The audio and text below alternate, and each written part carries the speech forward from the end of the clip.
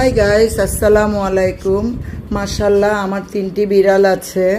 আমার 4টা ছিল, একটি বিড়াল মারা গেছে। ওই যে আপনি পার্সিয়ানটা দেখছেন না, যে ব্রাউন কালারের, ওরে বাচ্চা ছিল।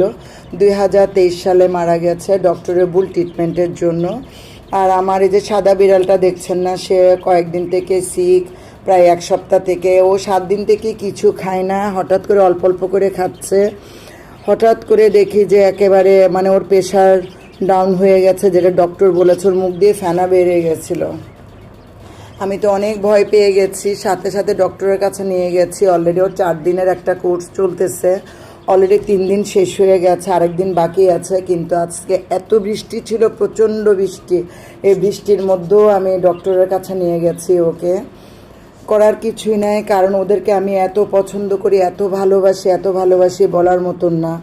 আমার মিকি যখন মারা গিয়েছিল, আমি 2 দিন হাসপাতালে ছিলাম।